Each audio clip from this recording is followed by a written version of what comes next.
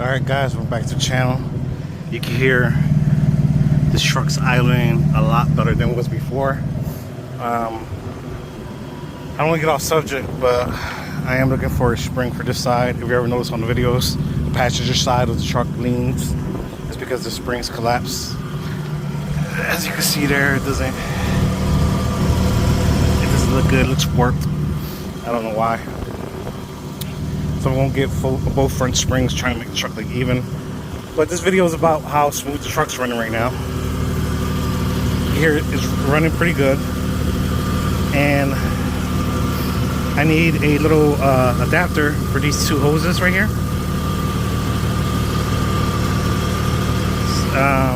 So it has a little vacuum leak. But even if I plug it up, it runs smooth. I need to fix that vacuum leak. I do got a cap. I could cap it off for now, but I'm not going to drive the truck at least next couple of days. One is because I've been driving the truck all last week, and I want to start driving my car.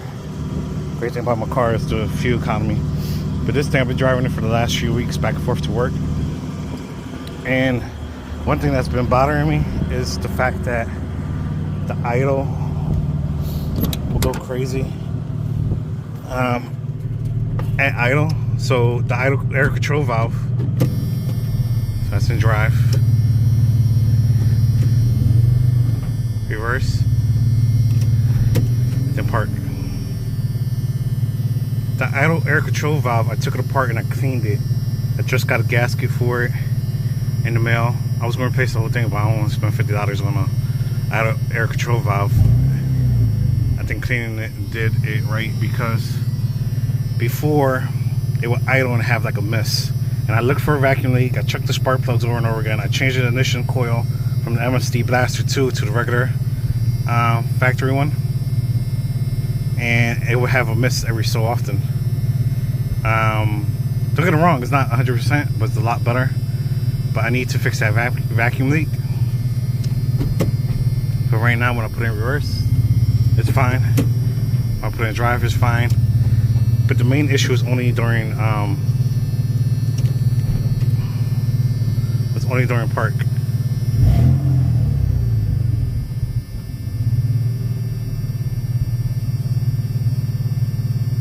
I'm trying to hear if there's any leak. That buzzer is annoying. This truck is so old. Hey doggy. This truck is so old, I could press the door button and kind of get stuck.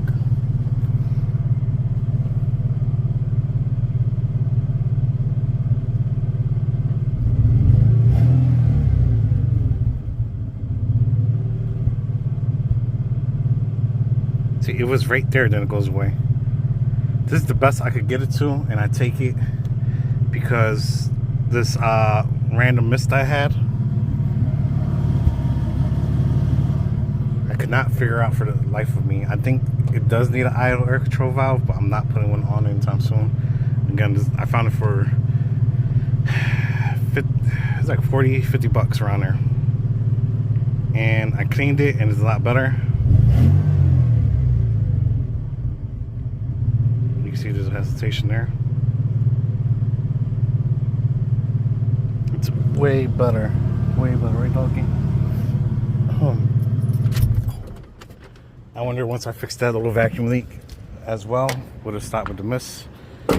That vacuum leak, I did have it capped off for testing purposes, and it did the same thing. So I'm wondering if I finish that connection. I don't have that size hose in my inventory. I have different size vacuum hose that I normally leave in the back of the truck.